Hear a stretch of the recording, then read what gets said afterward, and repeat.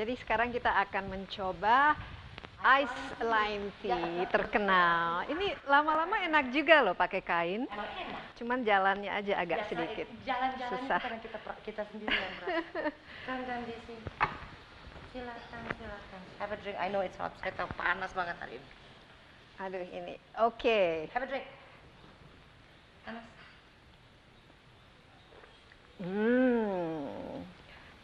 Luar biasa. Oke, mungkin cerita sedikit kenapa Ice Lime Tea ini sampai terkenal dan kenapa setiap menerima tamu Obin selalu menyuguhkan satu gelas Ice Lime Tea.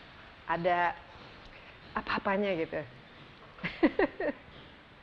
Sebetulnya Enak sih soalnya. Sebetulnya biasa aja. Ibu saya yang sekarang udah umur 89, dia itu paling sebel kalau kita waktu kecil tuh suka minum yang soda. Kalau zaman dulu kecil tuh suka ada yang namanya Green Spot lah, apa Oso lah, Seven Up, apa gimana, atau Coca. Itu dia selalu bikin. Jadi mami tuh suka di rumah tuh bikin macam-macam makanan. Nanti ada es dawet, es cendol, terus ada selasi, terus ada kayak teh jeruk gini. Akhirnya ya ini yang selalu dikasih, karena ibu saya selalu bilang, aduh kesian orang tuh datang jauh-jauh panas, aus, bikinin. Kita lebih santai aja. Katanya Obin nggak suka duduk di kursi ya sebenarnya. Enggak, saya merasa aneh kalau duduk di kursi. Enggak, bukan. Ya gitu deh. Ya udah nanti kita duduk di lantai deh. Dari segi apa yang dikerjakan Obin itu kenapa kain? Kenapa asal usul kain? Apakah karena ada mungkin apa Itu yang terjadi. diwarisi Jadi gini, dari Des, keluarga atau? Nah, tapi dia lucu banget.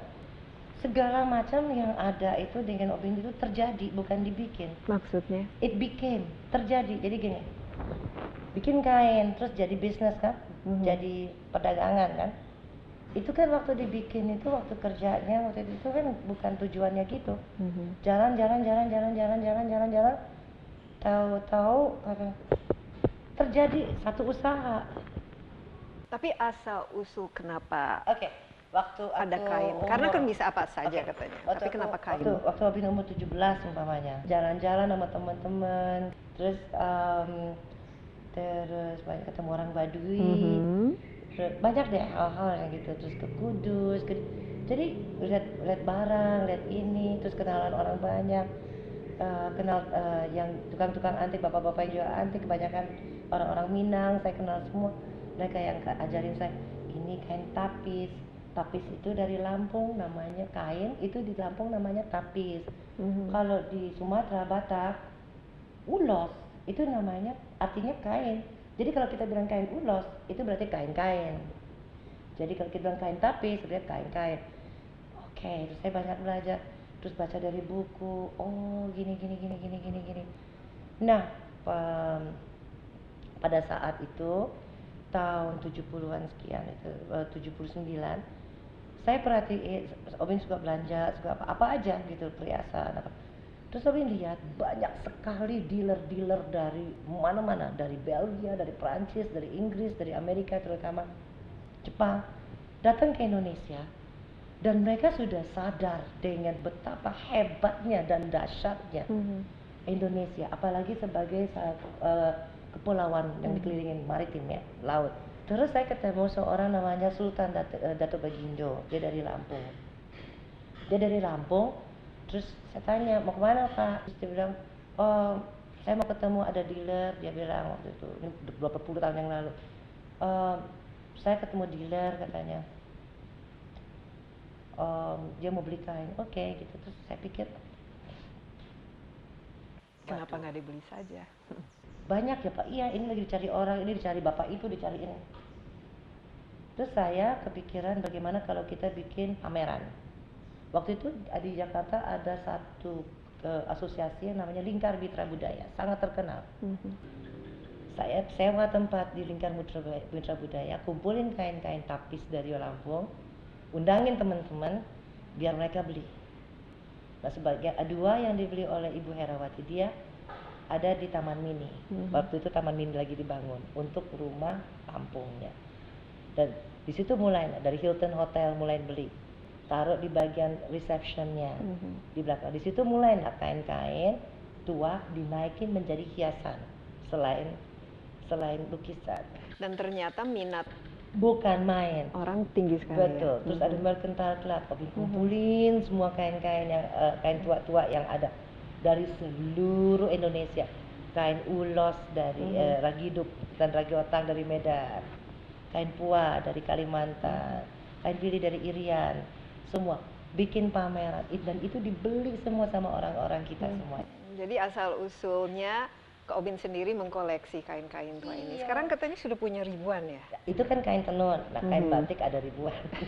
Itu mau dibikin museum. Nah. Oke, jadi asal usulnya itu lebih karena ketertarikan terhadap sejarahnya yang terkait pada kain itu, aspek budayanya, aspek historis dan keindahannya. Betul. Lama-lama kan tiap hari kain dilihat, oh cara bikinnya gini, kalau daerah sini bikinnya gini.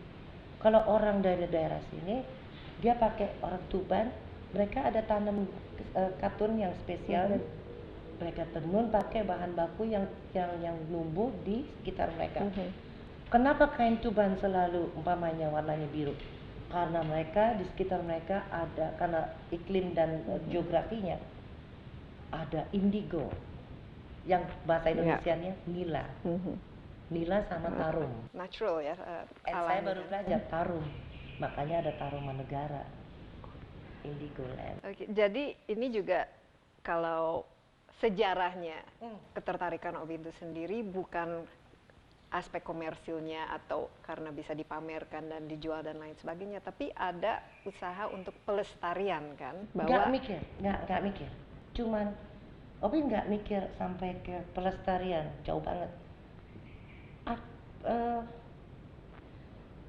Tertarik, ke bawah, kesurupan, keranjingan, passionate, care, and just do it gitu. And akhirnya baru sadar, baru kita lihat, pada nggak ada nih semuanya. Wah, penting nih jadinya. Itu baru sadar, wah. Dan ini melahirkan justru jiwa seni yang ada selama ini. Ya, kalau jiwa seni sih, Desi. Kalau menurut Obin sih jiwa seni semua orang punya. Tidak ada orang nggak punya jiwa seni. Nggak ada. Cuman tapi tidak semua orang bisa mengekspresikannya dengan demikian indah dan committed kan, sehingga menjadi sesuatu yang sifatnya artis. Tapi ngomong-ngomong mengenai artistik, saya lihat kolam saja di rumahnya Obin itu seperti itu Yus yang bikin ada. Ini bagus sekali.